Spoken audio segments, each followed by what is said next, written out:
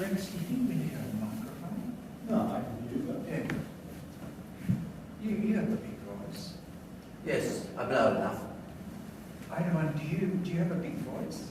I think so. Yeah. Okay. Ooh, Yeah, very I guess good. so. I hope so. Is there any way of recording? We are recording Oh. it. Just stay where you are. Yeah. Okay, we can start, I think. Ladies and gentlemen, you are a very select company. To think about philosophy that is brought to us today through a new publication which we're launching tonight by our own Vasily Adrachtas, who is to my left. And joining us is Erdogan Kars, who is going to be like a respondent with after I've done my little introduction, and Vasilis introduces his book and talks to it. Then Adrian can respond. I think this is our order of proceedings. But I, being totally unqualified in the matter of philosophy, I'm an art critic. My name's Robert Nelson, and an art critic and writer on things adjacent to Vasily's interests, and gratefully also Adrian's interests in negative theology. We have had a little discussion just before this, and we discovered a whole lot of stuff that we share. Not surprising, actually, because I think this has been masterminded very successfully by Vasily. So I have the privilege of introducing not just the speakers, but I think, if I may, the publication, which is called The Death of Beauty. And I made some notes which are extremely vague. I'm encouraged in my ignorance by the presence of a painting, which by Jacques-Louis David. It was not my idea to screen this, but it is in fact in the publication. It is in the book, yeah. It is in the book. It is a very beautiful reproduction, one of many, and they're all very good, starting with Canova. Beautiful painting by the sculptor, Canova. And among the many pictures, of course, this very, very famous one features, showing what Vasilis calls that last day, the last day of Socrates' life. Beautifully put with that comma. It's a very evocative text concerning Phaedo 67e, where we hear of some very, very beautiful thoughts that Socrates entertains concerning death. They're sort of harrowing to think about. Vasilis evokes a lot of the things that David does. The shackles, for instance, are in that painting, and one of the anecdotes that Vasilis takes from the Phaedo is that touching moment where Socrates rubs his leg because he has been released from the fetters, and he says, "What a marvellous thing it is to be. I would not be doing this if it weren't for the fetters." So this negative, deeply horrific thought of being clapped in irons has a release, it's fulfilled, and at the end of it I get to rub my leg, and that is a beautiful experience. Everything that Vasilis writes, it has a similarly evocative character, and it is thanks to that our author has, in my view, a kind of an ability to extemporize. So he rehearses part of the text in his own words, flicking in and out of paraphrase and verbatim quote that is philologically accurate.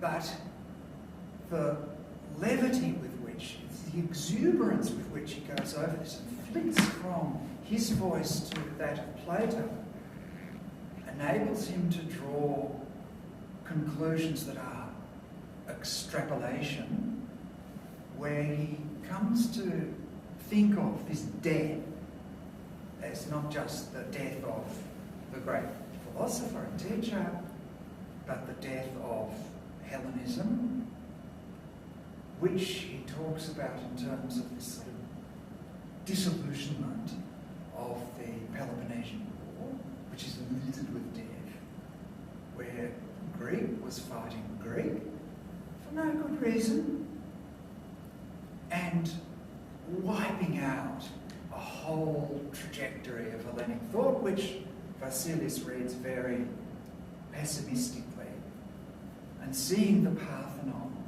which is completed coincidentally, as it were, with this catastrophe, that it depletes a whole kind of innocence of ancient Greece as the mausoleum of Hellenism. And these sorts of extrapolations just don't come from any ordinary reading of a text. That you can leap from the accuracy which goes right down to the meter that Vasilis identifies in the in certain lines that that Plato uses, and the way in which the perfection of Plato's language that concludes with Plato's death equates with the perfection that was reached with the Parthenon, that means this is the end of our story. And from now on, we have to reinvent that story with our own resources. That we have to say, as Vasilis says, Plato wants us to live this again, but in Vasilis' words, we have to indulge now in an act of radical internalization. We have to take it on ourselves, even though this reality no longer exists. We have to invent it in ourselves. I was very privileged to be at Vasilis' talk at the Greek Centre last night, and there were analogous themes that came up about how the atheist is in this position of reinventing or creating the sacred, which in many ways the person without atheism, the person of faith, does not have access to. It's very, very big, strange paradox. So my head is bristling with this stuff. I can't wait to hear what Vasilis is going to say and what Adrian is going to, how he is going to respond. Vasilis. Thank you for your kind words, Robert, and for your very, I would dare say, perceptive reading. We have the book there, so we can show it. Brandish this. No, it's there. And it's a book that came out, it's not quite recent. It came out in 2018, and it's the first of a series which I have dubbed Platonic Kaye. So in Greek, Platonica Tetradia. So it's supposed to be a series, and I wanted to basically put in print a series of talks I had been giving for 1 year, more than 1 year, a Greek organization in Sydney. We were meeting once every month, and I was doing a kind of talk and having a Q&A after the talk. And this, I re-experienced it as something powerful and very engaging on my part, and I wanted to take it further. So So I said I'm going to turn these talks into, essays. And then that was the first stage of the production of the text. So the oral recorded word was turned into print, into a written text. Then I thought that it would be nice, to have some references put into it and make it more scholarly as a text. And that was the second stage, a second text, like a support sort of apparatus. Then the text, because some years had passed since I was doing these talks, and personally I had developed in the understanding of the topic, I wanted to add something without ruining the original, but as an extension. And then came a third part. And if you get the book, you will see that the book as a text is divided into three parts. It's the central part, which is the written form of the original talk. There is the classical, let's say, reference footnotes part, and there's another part which is purely commentary, an exploration further. So in that sense, it's very Talmudic, sort of, It's a very it's Hebraic. it's a very Talmudic sort of exercise in writing, although it's so Hellenic. So that's how it was produced, and of course it's in both languages. I wanted it to be, in both languages, although originally all these talks were in Greek. But being in Australia, I thought that, we take this beyond the Greek community, beyond the Greek speakers. And so it's in both languages, and I accompanied the dual now sort of text with an insert of art, which were very, very sort of, because I couldn't afford, to put lots of art in. I had to be very selective. So, of course, one would expect, this classic by David, the last day of Socrates, he drinking the hemlock, and Canova.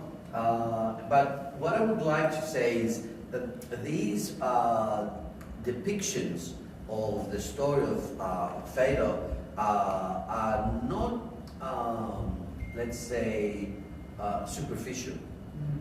They have a subtext, and the subtext is quite Christian. In what sense? If you pay attention, the figures are 12. The figures are 12, really, as if they are 12 disciples. And this is the last day of Socrates. Socrates is roughly in the middle of the depiction, like a Christ-like figure. It's a Last Supper. It's a Last Supper, but a Hellenic Last Supper. Socrates is the Christ figure, and his disciples are the new apostles of a new gospel, which of course is his philosophy. So in a way, David, consciously, unconsciously, is reproducing the manière of, the iconography, the Christian iconography, but turning it into something new. The same goes for the depiction by Canova. I think that's the first one. Yes. Which, the first one, that one, which you see two figures, you see philosophy and Socrates. But for those, who are quite, have a iconography literacy, let's say, especially in the Orthodox, but also the Western tradition, it's Annunciation. It's the painting of the Annunciation, the angel and the Virgin Mary. Now, of course, here the angel is the feminine figure, the philosophy, and Socrates is the Virgin Mary, of course, the male figure. So we have a very interesting inversion, but structurally, the painting is the same. So I just wanted to add this so you can have an idea that even the art in the book is very, let's say, thought of and deliberately, chosen. There's a frisson. Yeah. So, the death of beauty. Now, why the title? Because the title is very cryptic. Because this is a book about the aesthetics of Platonic philosophy, and it's a book about beauty. But at the same time, it's about a beauty that is more beautiful than conventional beauty, what we normally call beauty. So there is a death of beauty involved, as if beauty is obliterated. But there is a death of beauty in the sense, a death that beauty brings on. When beauty is present, there is a death of certain other things affected. So the title is quite multivocal. It's not just one-dimensional, that beauty dies. Yes, beauty dies. For instance, the classical miracle dies with the Peloponnesian War, but the beautiful dies in the sense the conventional beautiful dies, and Plato is there for a different kind of beauty, but also the beauty that Plato, the ideal beauty that he suggests and proposes, brings on death of a variety of other forms that he regarded, as not beautiful enough anymore to be, appealing. But I would very much like, to hear Erdogan, because Erdogan is an expert in, a different tradition than the one we know as the Hellenic Western tradition. He's a scholar much into the study of the Islamic tradition. So, because we have a long presence and trajectory of the Platonic thought in that tradition, I think that his contribution tonight is going to be very, very enlightening in that sort of perspective. Can I just ask one? Are we allowed to ask a question? Oh, I think so. Oh, we are allowed, yeah. We can do that afterwards, better, but we can do it also now. I just want to say 2 words. Yeah. Natura morte. Yes, Okay. that's good. Okay. Keep it so we Yeah, can, reflect on it, on Natura Morte, Yeah. afterwards. And thank you for introducing Adrian so beautifully. And I should have done a portrait, in fact, of Vasily himself, whose interests are very Catholic, and not just in Hellenic studies, but also at University of New South Wales, where he's a professor, but also he leads Islamic studies at University of Western Sydney. And so, this is a wonderful. Vasily's talked a lot about syncretism, and we've got it in the room. And so, this is also by way of introducing your field, which is we three share a whole lot of medieval material, which has overlaps in unbelievable ways on either side of Greece. And so you might like to begin by saying further things about your field of study too. Oh, absolutely. So it's a privilege to be here, first of all, with you, dear Rob and dear Vasilis. It's really honored to talk about the book of Beauty of Death that I read during the last couple of weeks, again and again. My expertise is in medieval Islamic mysticism, that is the Sufism especially. And I would like to maybe make some connections with that. There are plenty of connections to make. I chose a couple of them, and I put them into a slide. The reason why I prepared a slideshow, I think I have 2 reasons. One of the reasons is that I think the book itself that I read is a beautiful book. That is to say, the book is just in itself an artistic object, in my opinion. And I just tried to kind of reciprocate, as if I received a gift, and this will be my way of, kind of thanking you, dear Vasilis. The second thing that was really fascinating about the book is that I might be wrong, maybe, don't know how you felt about this, but I haven't read a book that has so much exclamation marks. Yes. So, and in a very positive way. That is to say, when I was reading the book, I was actually thinking that you mentioned the background. This was in fact a speech that turned into a book. But I think from the perspective of the reader, it feels very, very personal. That is to say, you can just read it immediately as if I was in conversation with Vasilis. And I just wanted to share, reciprocate once again, in a personal way. That is to say, I have those slides, number one, hopefully to present a couple of beautiful things, maybe some poems, maybe some paintings, but also secondly to share, kind of reciprocate in terms of that sincere language that Vasily has always been speaking with me for now more than a decade that I have known. Depictions of Socrates. This is a medieval Socrates, I think from an 11th century Arabic manuscript. The Arabic tradition knows Socrates as the divine Socrates, almost like a very prophetic figure. Aristotle was debated because it was a rationalist, but an empiricist guy. Many mystics wouldn't like rationalists. But when it comes to Socrates and Plato, these people were invariably loved by different groups of theologians, mystics, and philosophers. And this is just one of many, many paintings that he has. A key theme in The Death of Beauty is Vasilis talking about two lines from the book Fable.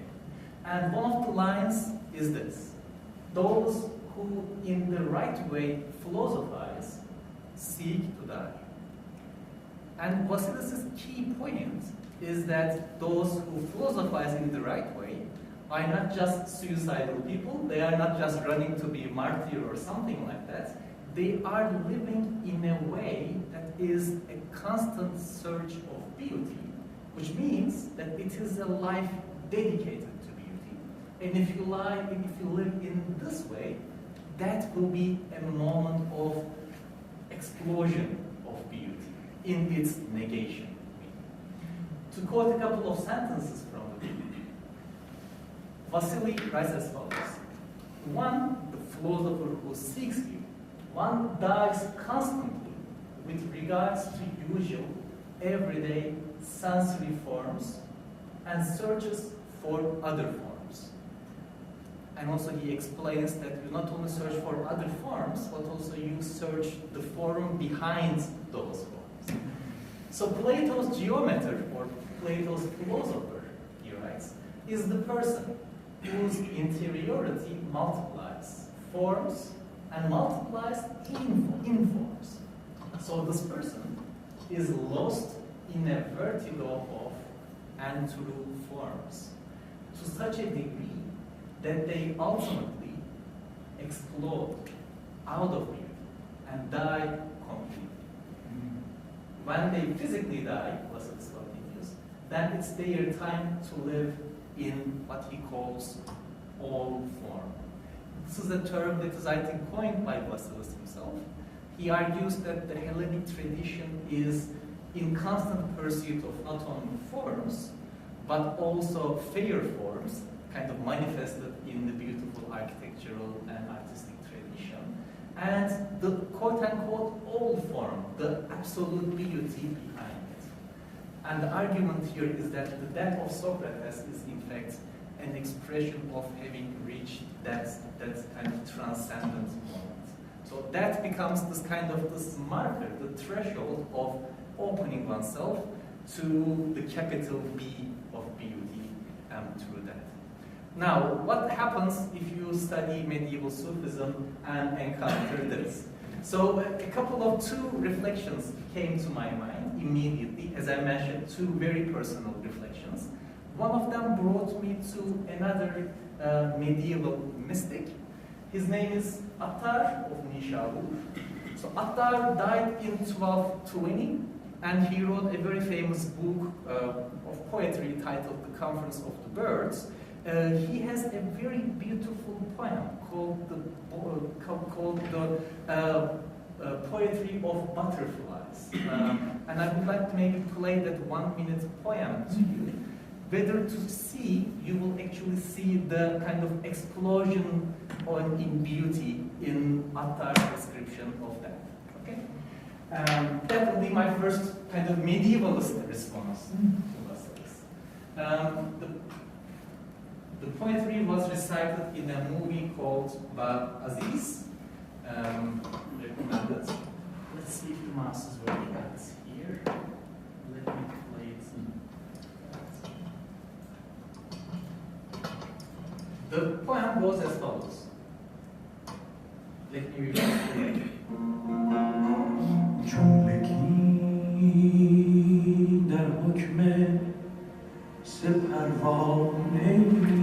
All of us in reality are like three butterflies.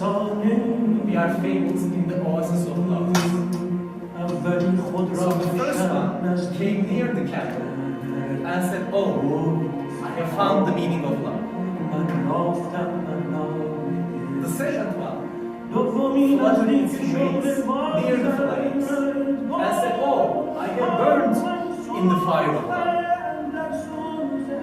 The third threw itself into the fire. Silence. Yes, that was the meaning of love. Is this the kind of love that Vasilis is talking about? Once I brought this poem in one of my classes, I said, dear students, what do you think? And one of them said, there were butterflies who are suicidal.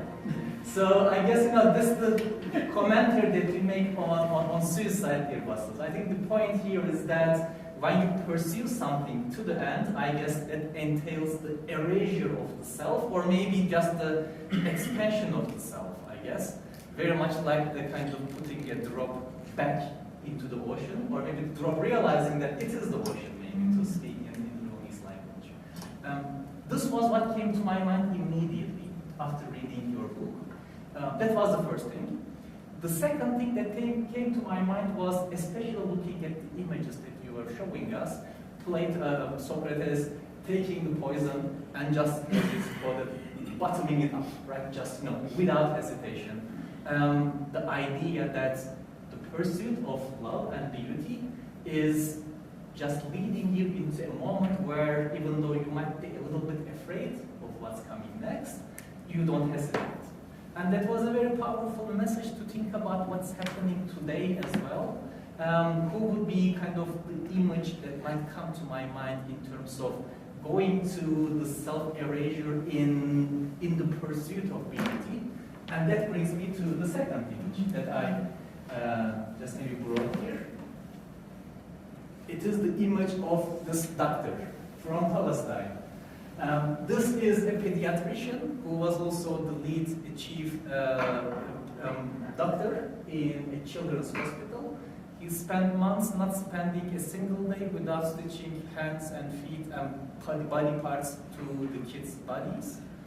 And eventually, it was after 30 plus hospitals, his hospital was also bombed. And you see this guy, this was also a video, emerging from this demolished hospital in his kind of war gear, right, with this kind of white uniform, walking to the tanks who will be taking him to the custody, where he will be beaten, subject to torture, so on and so forth. Probably much more suffering than what Socrates was enduring. The key thing in this, I guess, his way of walking to the tanks is this incredible, bizarre kind of power, confidence, resolute feeling that I found in this later depictions of Socrates as well. Spending your life in beauty, first in the pursuit of beauty, not hesitantly walking towards your own suffering. That was the second thing that came to my mind as someone who was living in this world. So on the one hand, I guess, there is this bizarre medieval poem coming to my mind on the one hand, and secondly, what came to my mind was this what's currently immediately happening around us as my second very, very personal response.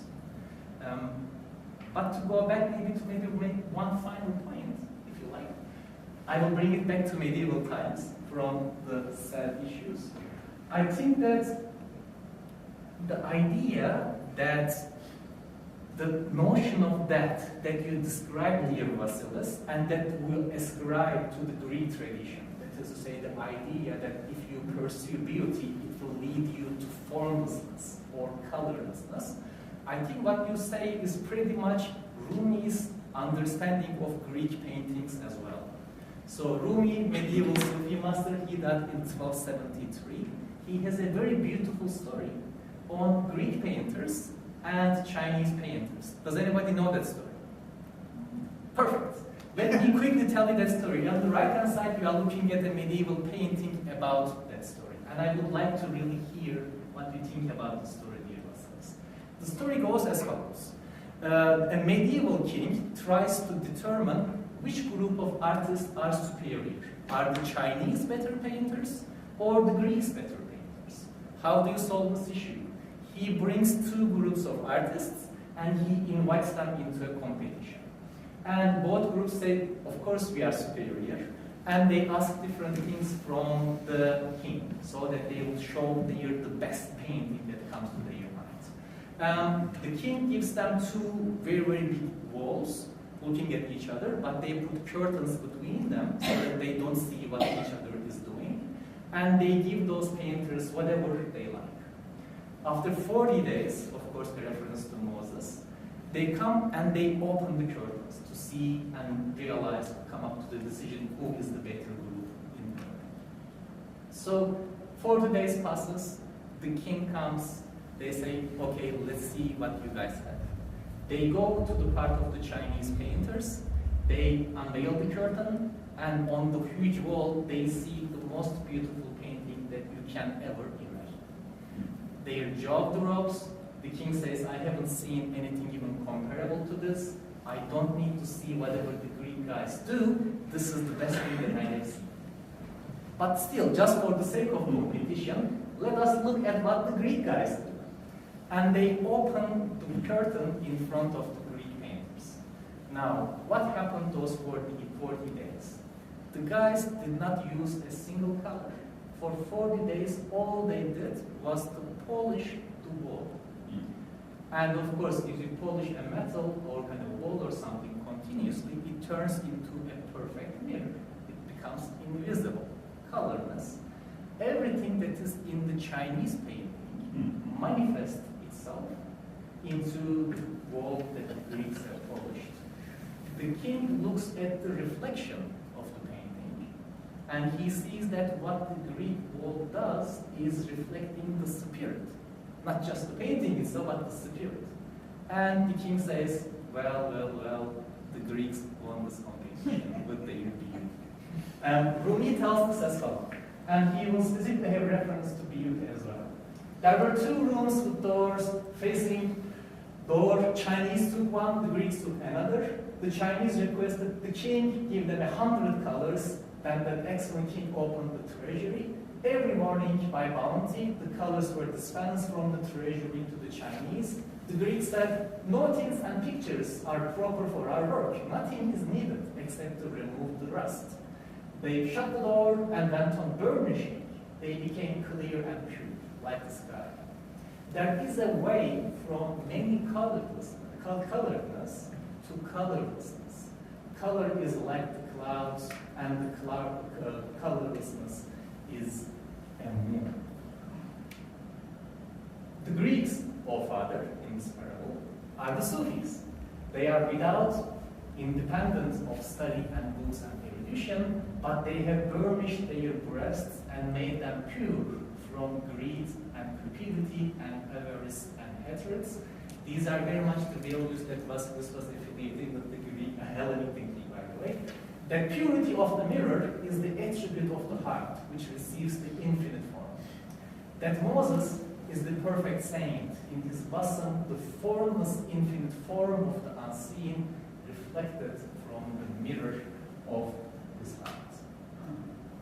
Although that form is not contained in heaven, nor in the embryo, nor earth, nor the sea, nor the fish, because all those are bounded and numbered, yet it is contained in the heart. Know that the mirror of the heart has no bounds. Here, the understanding becomes silent, or else it leads into error, because the heart is with the real. Indeed, the heart is the real. And finally, he concludes. And this is where that comes very surprisingly, together with being. Onto everlasting, every new image that falls on it, the heart is appearing wherein without any way. They that burnish their hearts have escaped from mere scent and color. They behold beauty, with capital B, at every moment without tarrying. That of which all these others are sore afraid, these people are holding in derision. So I guess this might be a kind of almost like a commentary on the death of Socrates in beauty. I guess we see common themes in terms of achieving beauty in its negation, formlessness being the ultimate culmination of all beautiful forms, and I guess it entails the erasure of the self, whether you achieve it through kind of in this world through mysticism, or maybe as the living philosophically, and the moment of that will bring that to you. These are my initial reflections, dear Vasilis. I would like to see what you think about all of the stuff that I shared with you. Yeah, thanks a lot, Adam. It's very interesting. And you basically sort of, tempted me for a further publication, which would be, a publication on the spirit of the death of beauty, which we have in the Platonic earth.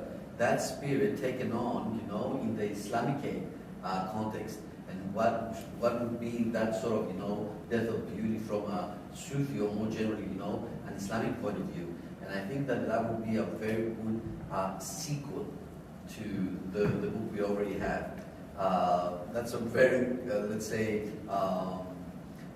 fine thought that I entertained just listening to you. But yeah, I would like to, I don't know, Robert, if you want to say something. Yes, definitely. There are two things. Yeah, I can go afterwards into the 3 points you mentioned. Yeah, thanks a lot.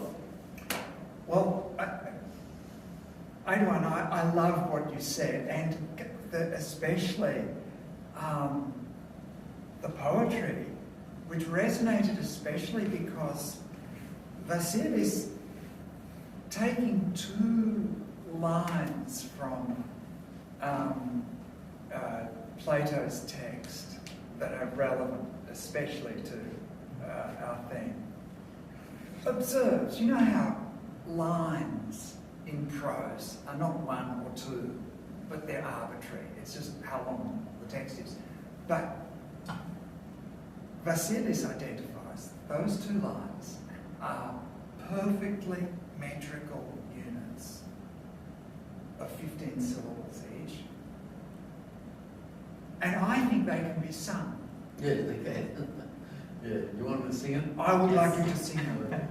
Can you give me the book? Yes. Because it's a Dimotiko Travaudi, as we say, a folk song. Yeah.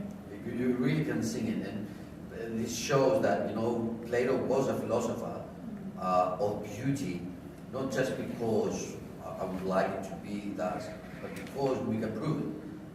He writes as a poet, and his work can be sung.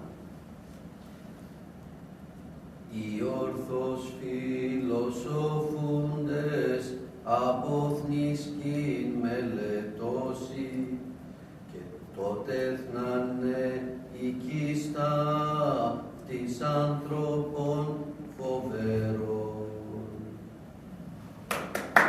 So there's lots of other, similar instances in his work which you really can see them. It's amazing. It's amazing. Of course, you must be able to read Plato or have read Plato hundreds of times. Yeah. So that you locate those passages. They just pop up a lot on themselves by themselves after much reading. Yeah. But yeah. I've got an anecdote there. When I read that, I actually went to my Loeb edition of Plato, and there's something fishy about it, but I didn't quite. I actually wanted to be honest, I wanted to check about apothniskein meletrusi. You know, should we translate that as they want to die, or just that they want to, that they study to die, or that these people who philosophize correctly. So Plato's quite people who philosophize correctly contemplate death in a way that prepares them for death. And in fact, if you go to Little and Scott, Little LSJ, they actually, surprise, surprise, find that very place in Plato, and they actually translate it as practice, practice dying. So the people who philosophize correctly practice dying. It's not so much that they crave death, but they know that it's going to come, so they practice it. And that is the resolution that is natural. But I just had to say, my Lerb edition doesn't say meletosi, but meterosi. That they like exploit. Yeah, You know, so it was really bizarre. That is just like a complete, bad reading. But that's what, textual studies is all about. But I just thought that was incredibly amusing that both this, this subject, which can be criticised, philologically, codexologically, or whatever the word is, and philosophically, obviously, and metrically, all in one text. I thought this is pretty cool. The 3 points. The 3 points. As a response to Erdogan's very generous, feedback regarding the fable of the butterflies. I would dare say that it's quite pertinent because that's a parable, about a thing which is very, very common in Sufi experience, which is, the disappearance of the subject-object distinction. And this sits well with the radical internalization I speak about, and you mentioned, Robert, in Plato, because beauty for Plato is not to be encountered out there in front of me, but within me in such a radical way that I become the beauty itself. So, but in order to become the beauty itself, as a self, as something distinct from it, I have to die. So that's the first point, which I think really is, not just similar, but I would say is of the same spirit with the Sufi parable by Attar. Now, the other one is the issue of suffering, and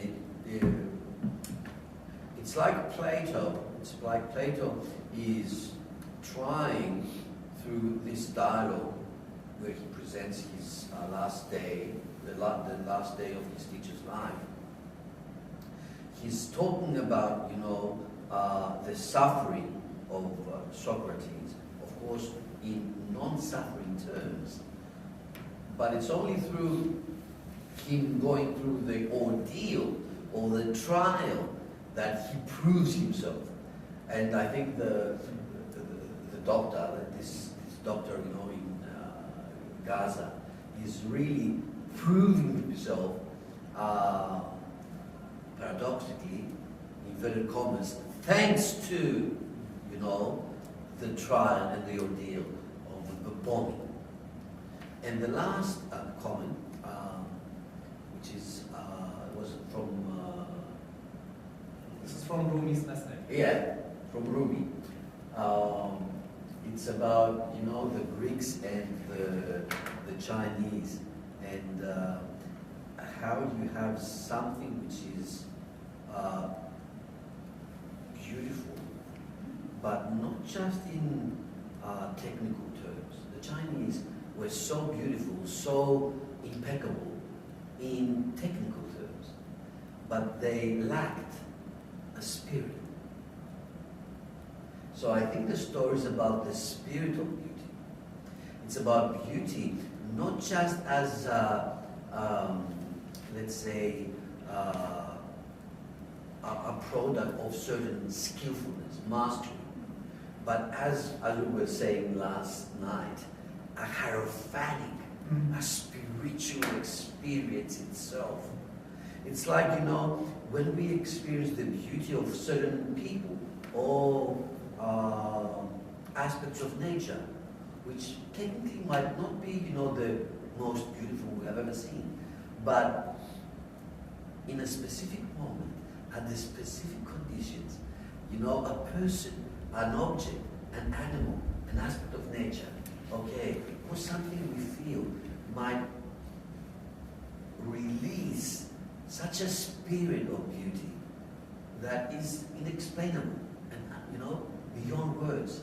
So the spirit of beauty is, I think, what the Greeks really caught.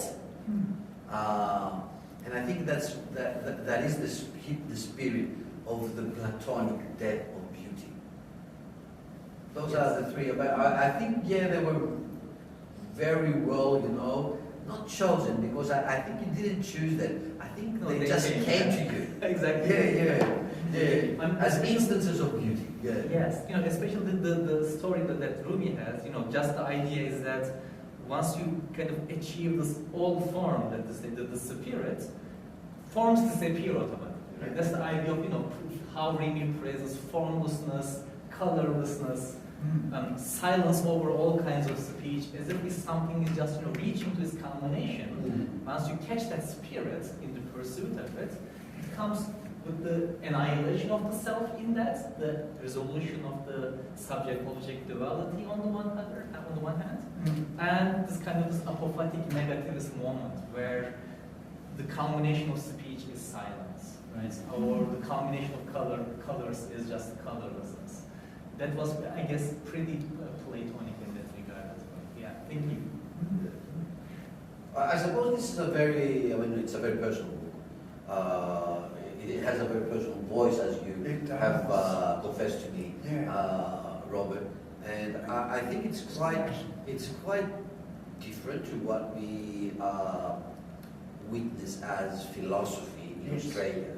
You know, in Australia, philosophy is, you know, more or less the Anglo-Saxon tradition of analytical language philosophy. Okay, how do we talk? How are we supposed to talk about a certain, you know, set of questions, phenomena, and experiences in order to be properly talking as philosophers? Now, this book, of course, deals with language, deals with words, but in a very different spirit. I suppose Plato wouldn't have passed the exams of an analytical philosophy,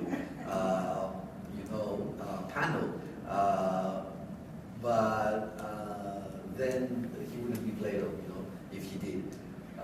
Just wanted to make this comment. And Socrates didn't publish. Yeah, of course. And I just wanted to make this comment because, it's a very, in a way, I don't like saying this, but it's a very un-Australian